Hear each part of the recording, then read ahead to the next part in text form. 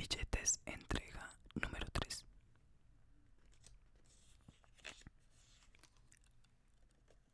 Antonio José de Sucre. Fecha 20 de julio de 1923. Valor 50 pesos oro. Impresión American Banknote Company, Nueva York, Estados Unidos. Ante la crisis económica global provocada por la Primera Guerra Mundial, la Conferencia Monetaria Internacional de Génova de 1922 recomendó a los países la vuelta al patrón oro y la creación de bancos centrales donde no existieran, con el propósito de recuperar la economía mundial. En Colombia se fundó el Banco de la República en 1923. En el anverso de este billete de 50 pesos oro, que formó parte de la primera emisión del Banco de la República, se incluye a la izquierda el busto del prócer de la independencia, Antonio José de Sucre, 1795-1830. En el centro la denominación del billete, mientras que en la parte superior se lee en letras góticas el Banco de la República. En cuanto a su reverso, encontramos el logotipo de la entidad en el centro, representado por una alegoría de la libertad, y a cada lado la denominación del billete.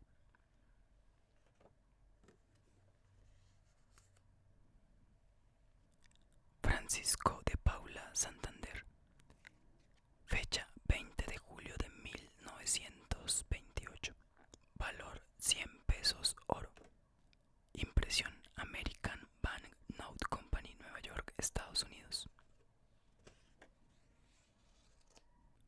Francisco de Paula Santander, 1792-1840.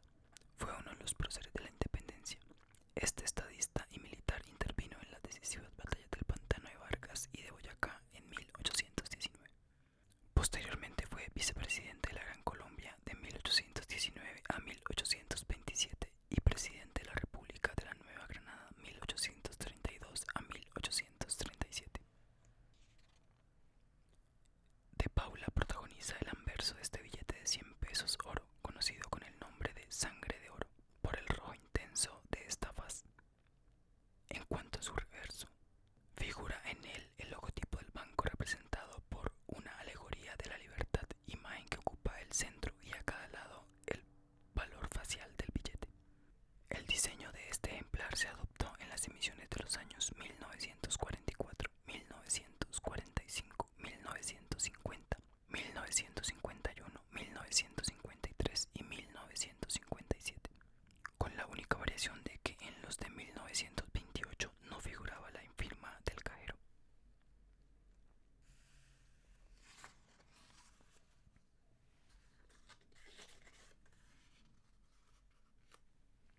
Historia del dinero, el nacimiento de la moneda.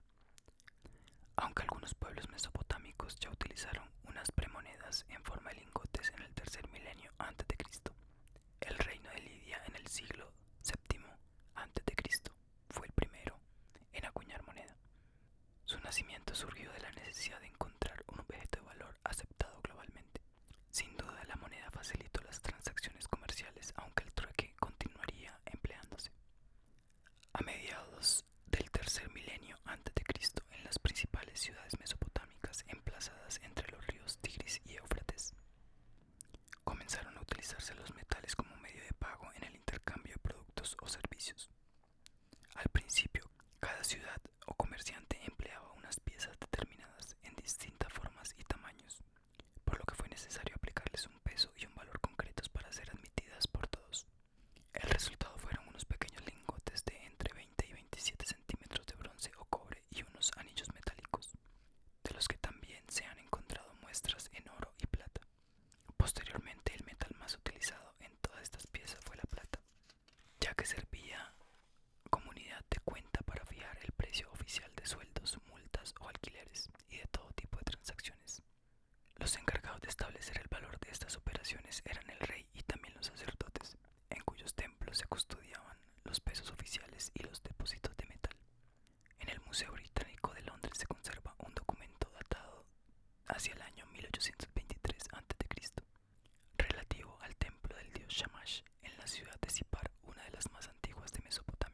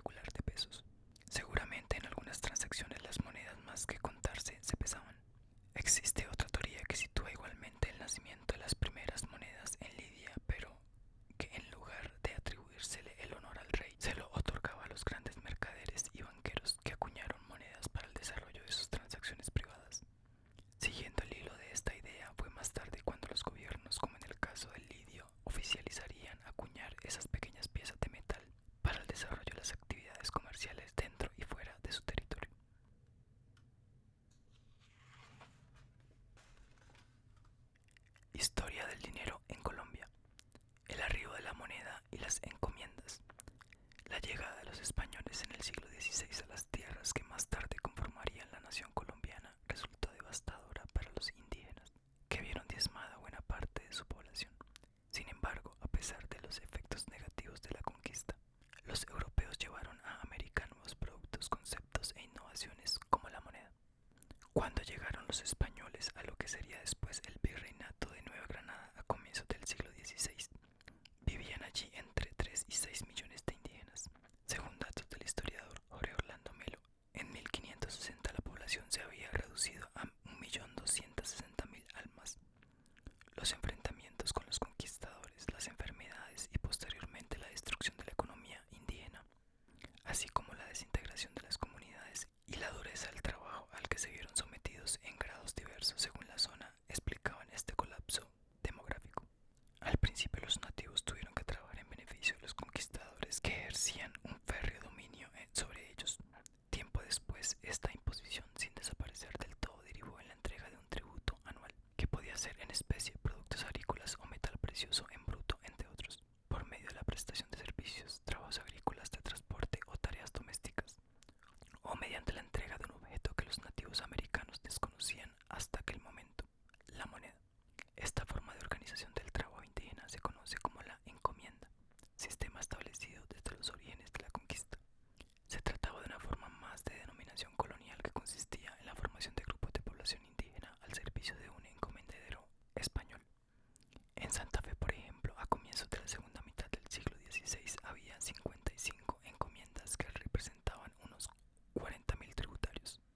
Sin embargo, cabe destacar que el acusado descenso de la población tributaria desde el siglo XVI creó una situación de desequilibrio marcada por la abundancia de tierras y la escasez extrema de mano de obra.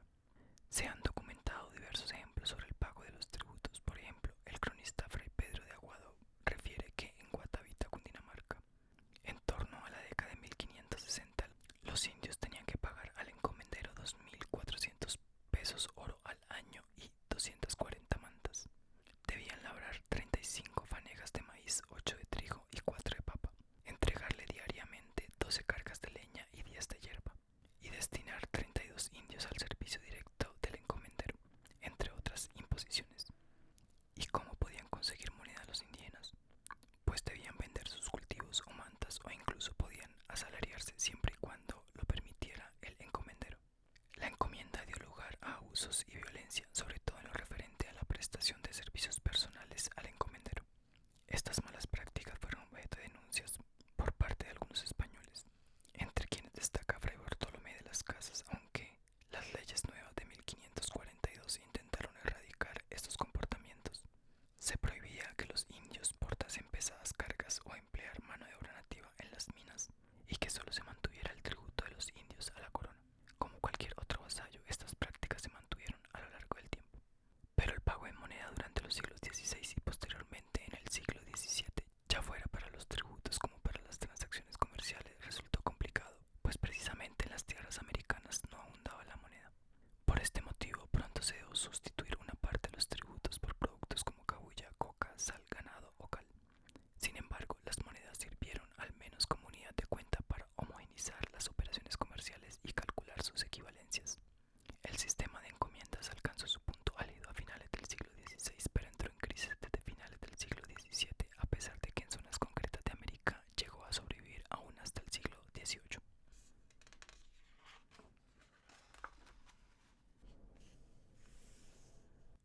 Coleccionismo.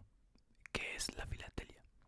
La filatelia es el arte de clasificar y coleccionar estampillas, entre otros objetos relacionados con la historia postal. Pocos años después de la aparición de la primera estampilla en el Reino Unido, en 1840, empezaría una de las aficiones con más seguidores en todo el mundo. La palabra filatelia fue empleada por primera vez en un artículo de 1864 publicado en el Le Collectionneur de Timbres Postes, una revista de periodicidad quincenal dedicada, como indica su nombre, al coleccionismo de estampillas postales. Su autoría se atribuye a George Herpana, aunque el texto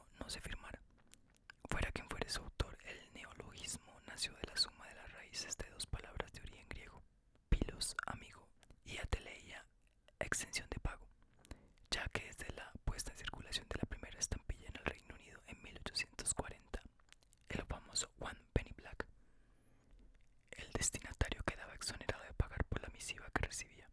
Este término dejó por el camino a otros como timbromanía, timbrofilia y timbrología. Este último en la actualidad hace referencia al conjunto de conocimientos relacionados con los timbres del papel sellado del Estado en documentos oficiales.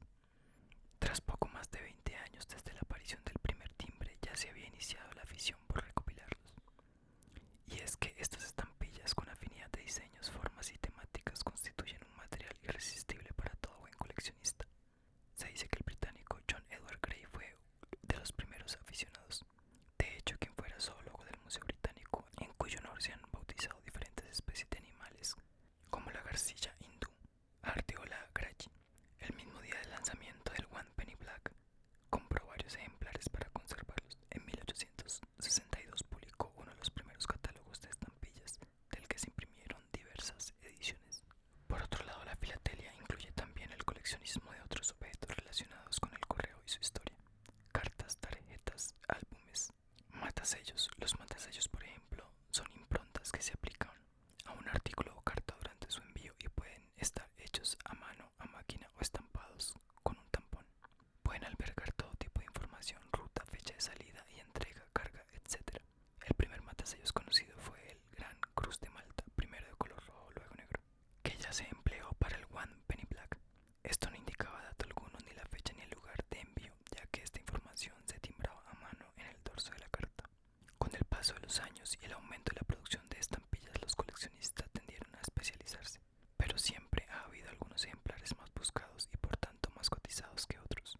En primer lugar destacan aquellos con errores de impresión, como por ejemplo el de Mauricio, emitido en 1847, donde se lee en vez de Postpaid, Post Office, o el de Suecia en 1855, que apareció en color naranja en vez del azul que le correspondía, o el sello de 1947 de Mónaco, que representaba al presidente de Estados Unidos, Franklin Roosevelt, con 6 dedos en su mano derecha.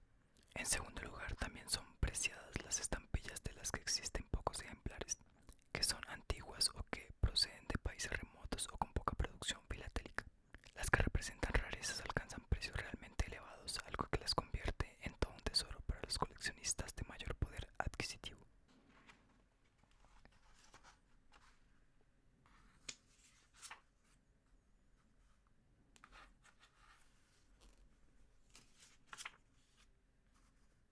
Estampillas, entrega número 3. Riquezas naturales. Fecha: junio de 1932. Valor: 1 centavo, 2 centavos, 10 centavos, 20 centavos. Impresión: Waterloo and Sons Limitada, Reino Unido. Colombia goza de una privilegiada ubicación geográfica, ya que se encuentra en la zona intertropical del planeta, bañada tanto por el Océano Pacífico como por el Atlántico, y al mismo tiempo muy influida por las condiciones climáticas de las elevaciones andinas. Por lo tanto, muestra un completo mosaico de climas y, en consecuencia, numerosas riquezas naturales, motivo de la presente emisión. Los 4 sellos de estado a bloque rinden homenaje a la variedad de recursos naturales que ofrece el país: a las minas de esmeralda en su estampilla de 1 centavo de color verde, al petróleo en la de 2 centavos de color rojo, a las minas de oro en la de 10 centavos de color naranja, y por último a la figura del europeo descubridor de las tierras americanas, Cristóbal Colón, 1451-1506, en la de 20 centavos de color azul oscuro.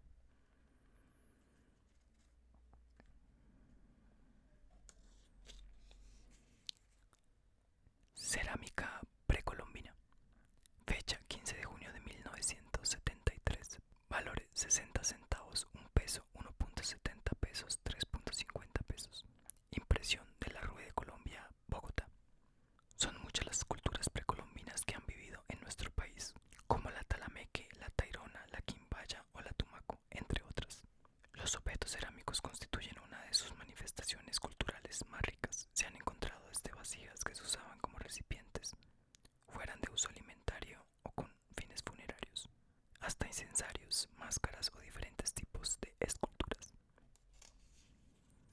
En cada uno de los 4 sellos que se incluyen en la presente hoja bloque destaca en color de fondo sobre la imagen de un objeto cerámico. En la estampilla de 60 centavos sobre fondo azul figura un objeto antropoformo de la cultura tamalameque. En la de 1 peso sobre fondo anaranjado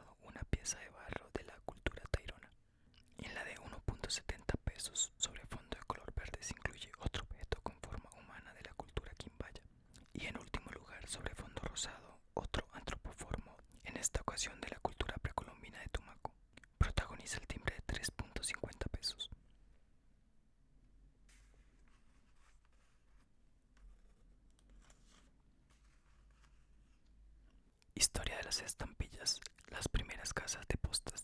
El origen de las casas de postas se remonta al reinado de Ciro II de Persia en el siglo VI a.C.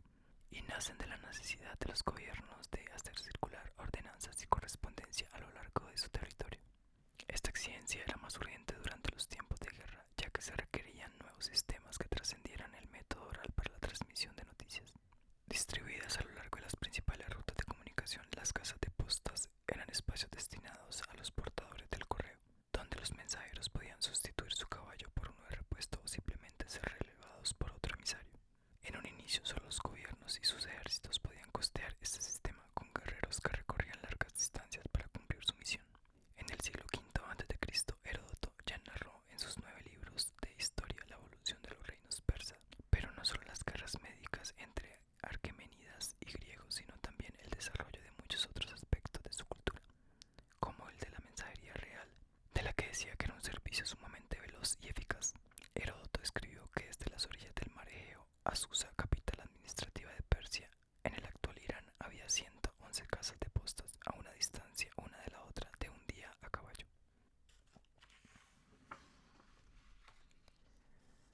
En la primera mitad del siglo IV a.C., el historiador Jenofonte también dejó constancia de la existencia de estas casas en la antigua Persia en su obra Ciropedia, 8 libros sobre la vida de Ciro II, aproximadamente 579 a 530 a.C., fundador de la dinastía Aqueménida. Este monarca fue uno de los grandes conquistadores de su época. Tomó Media, Lidia, los estados griegos limítrofes y el gran imperio babilónico y extendió sus territorios por la antigua Mesopotamia, las provincias de Asia Central, Siria y Judea. La ampliación de sus dominios, el imperio más grande hasta entonces conocido, exigía el control de todas sus provincias, por lo que emprendió una reorganización que comprendía, por un lado, la efectiva acción de los jinetes para el envío de misivas, los mensajeros del reino, y por otro, una red de ubicaciones en distintas aldeas y ciudades del imperio. En palabras de Jenofonte, habiéndose dado cuenta de la distancia que un caballo puede recorrer en un día sin excederse, hizo construir en los caminos cuadras equidistantes de ese mismo intervalo, y colocó en ellas caballos y personas encargadas de cuidarlos. El sistema postal fue denominado por los autores griegos como angareion. Para calcular la distancia utilizaban una unidad de origen egipcio llamado parasanga, que medía alrededor de 5 kilómetros. La evolución del correo persa. A principios del siglo III a.C., Diodorus Cronus escribió que Darío I, 521 al 486 a.C., enviaba mensajes desde la capital del reino a cada una de las regiones del imperio mediante una línea de hombres ubicados estratégicamente sobre colinas o torres, que a gritos transmitían los avisos. Incluso se utilizaron señales ópticas como el fuego para mandar noticias. El monarca dividió su imperio en 20 provincias denominadas satrapias, con un gobernador o sátrapa al frente de cada una. Ordenó construir caminos y levantar canales fluviales para favorecer el tránsito, y amplió el número de postas. Las vías que conectaban las ciudades más importantes por las que debían pasar los mensajeros fueron mejoradas. Fue el caso del camino real persa, que partía de Susa, capital de la Persia aqueménida, hasta Sardes, capital del reino conquistado de Lidia, distando una longitud de unos 2.700 kilómetros entre ambas ciudades, y que se cubría a caballo en menos de 9 días, cuando a pie eran necesarios 3 meses. Se trataba de un tramo habitado y libre de asaltos, que a veces había que cubrir en pequeñas embarcaciones para superar algún río, y donde cada 10 o 12 parasangas se alzaba una estación de postas. Aunque las distancias variaban dependiendo del lugar, entre Lidia y Frigia, según Heródoto, había 20 estaciones en una distancia de 94 parasangas, mientras que en Armenia se levantaban 15 para 56 parasangas. Gracias a las tablillas conservadas del tesoro del palacio de Persépolis, con un gran número de cartas y documentos correspondientes a los reinados de Darío I, Jerjes I y Artajerjes I, en el siglo V a.C., conocemos la existencia de este servicio postal oficial, que pasó de los primeros chapars o mensajeros a los pirradasis, nombre con el que se denominó a los mensajeros a caballo. Bueno chicos, con esta lectura de la entrega número 3 de la historia de Colombia a través de sus billetes y estampillas, damos por terminada nuestra lectura por la noche de hoy para un buen descanso y un buen dormir. Recuerden que todos los martes, jueves y sábados tenemos video. No olviden suscribirse a mi canal, darle like a este video y dejar en la casilla de comentarios cualquier sugerencia de lectura que les gustaría que leyera para cada uno de ustedes.